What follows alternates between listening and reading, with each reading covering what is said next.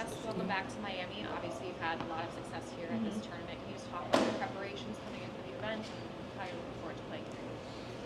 I always seem to do pretty well here. I think I like the conditions. It feels like home. It's where I get to practice and train a lot.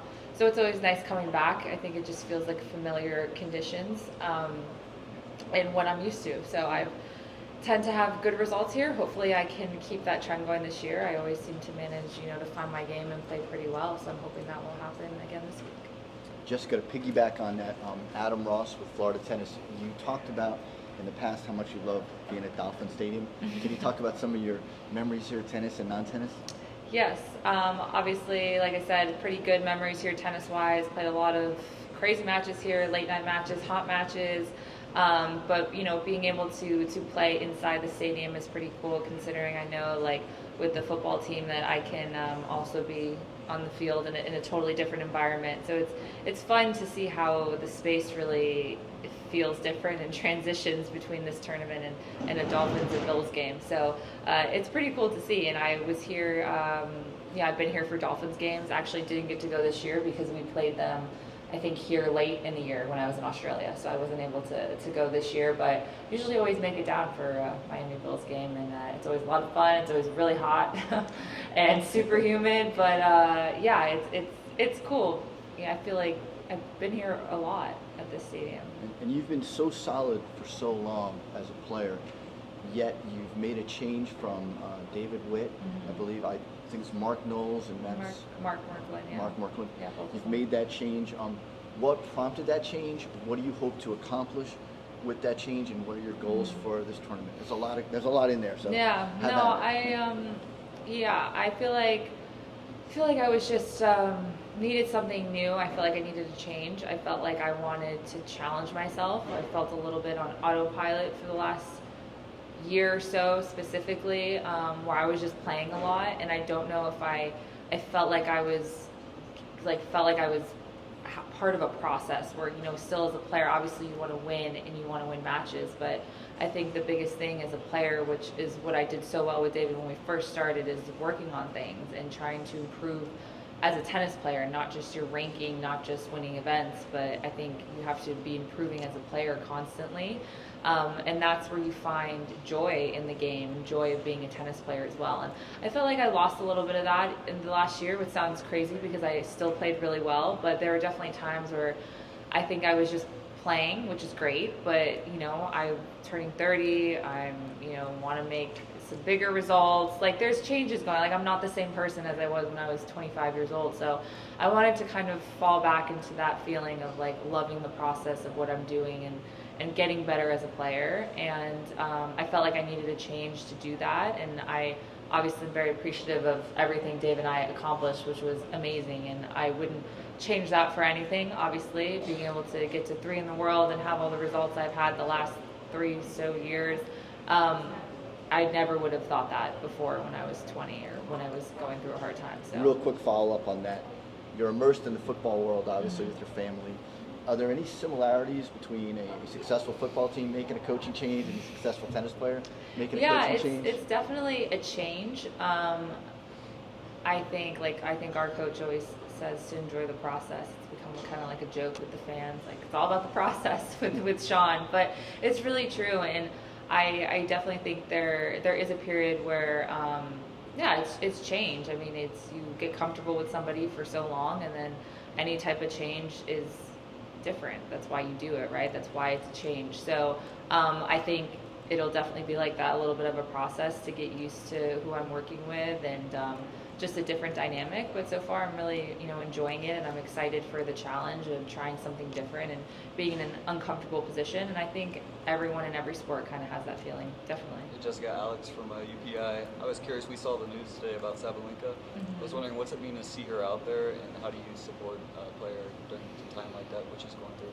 Yeah, that was really tough. I think all of us heard about it last night, and then obviously there was more news about it this morning, which was just really horrible. And I think all you can do is really offer support for however she wants to deal with it. You never know how someone is going to take it or how they want to grieve, and everyone's so different. So I think the best you can really do is just offer support and that's really comforting. I hope for her to know that even though we're all competitors and we're all on kind of the stage where we're trying to beat each other, at the same time we're still somewhat of a family and co-workers, and we all work together. So I know a lot of girls have really offered up just support to say how, and sometimes there's nothing else you can say, right?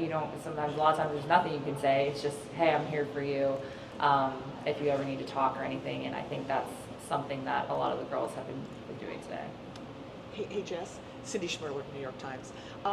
As a member of the Player Council, have you met with representatives from the Saudi Tennis Federation, or are you today? And I understand this announcement is imminent, and I love your thoughts on the latest. I have not personally. I'm sure some maybe have or had conversations, I'm assuming. I have not personally, but I know that, there's supposed to be a discussion soon about kind of what is happening. So I don't really know that much about it. I think I kind of heard when the reports came out a few weeks ago about them making an offer, whatever was in the news. That's when I heard about it, was when I read that article. So I didn't really know anything further. But it kind of just popped up out of nowhere. So I really don't know that much, to be honest. Well, I'm actually referring to the announcement that they will host the WTA Finals. Yeah. I didn't know which one, because there's a lot of different. No kidding. The finals. Yeah, did we announce that yet? I don't know. Not yet. Okay. But imminent. I know that's been going on. Obviously, they've worked with the ATP. They've done some next gen stuff. They've been in every single sport, and I think we were always aware that was a massive possibility, that they're going to want to be in tennis and come to us and come to the WTA side. And so it's been a lot of long discussions with players on how they feel about it. Are they comfortable?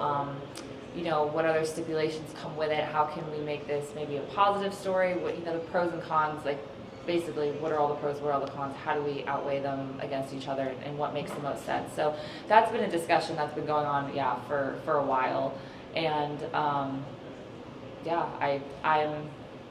I'm all for, as long as we can see something really positive. And like I said, if most of the pros or a lot and outweigh some of the cons, or if we can change the narrative over there, then I think it can be a good thing. But it's something that I don't think every single person is going to agree with. But at the same time, for the protection of our sport and what we saw happen with the golf and all of that stuff, I think it's something that we kind of have to deal with. I don't think we can kind of just say, oh, it's never going to happen and stuff like that. And I think after what happened with the golf, we've kind of had to take on a different side of that instead of totally ignoring them. A couple more questions. Hi. Hi, Anastasia with Talking Tennis. You talked a little bit about the weather, and yesterday, unfortunately, we had a player who fainted on court, probably because of the heat. Do you think, in general, it's all about just getting acclimated to the weather you're playing in? With the schedule, that seems a little tough going from one location to the other. I think the particular player was at Indian Wells, Arizona, and then Miami. Or do you think tennis in general, just as it gets hotter, just has to start looking at other solutions to either make matches later or anything like that to avoid situations like that? It's so tough because Florida obviously is known for having a lot of humidity always. I'm definitely more acclimated to it than other people. I think he was French, right? I'm sure he's not used to that type of humidity, and that's just because I grew up in it and that's what I played with my whole life. And so I think it's definitely getting acclimated, and I think it's just also based on how your body reacts. I mean, some people do really well in the heat, some people are just notoriously really bad, and it doesn't matter how much they train there, they cramp all the time, and for whatever reason their body's just not made for it. So it's tough when you get hit with a really hot day. I mean, today is pretty cool, actually. Yeah. And that's just kind of what happens. And I think it's one of those things we can't really control the weather. I don't know if like the heat rule was in effect or what, but I know that we have, I think the ATP is the same. They have a heat rule.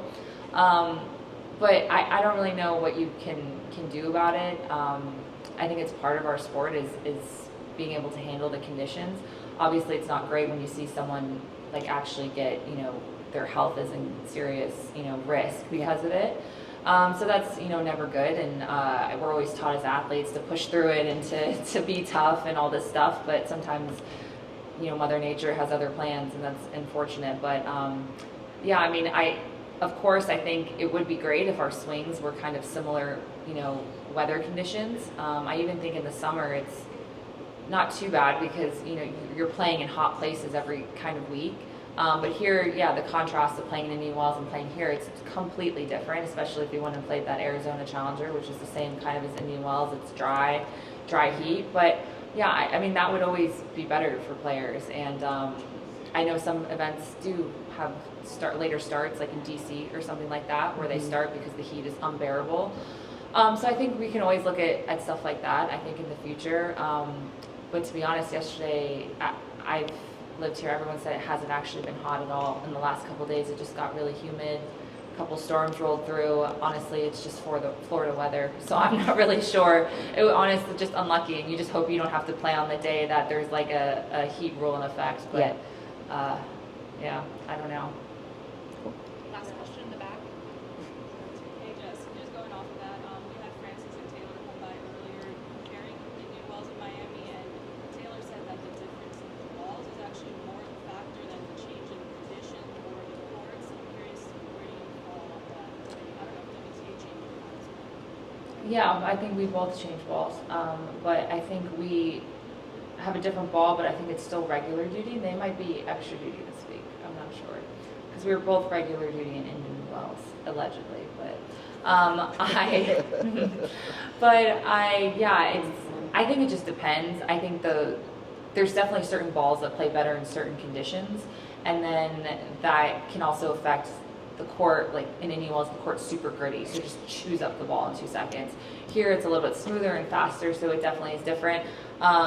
But I mean, yeah, I would just rather have a consistent ball because then I feel like that's a fact. Like we can never change, we can't keep every court the same. Like it's impossible.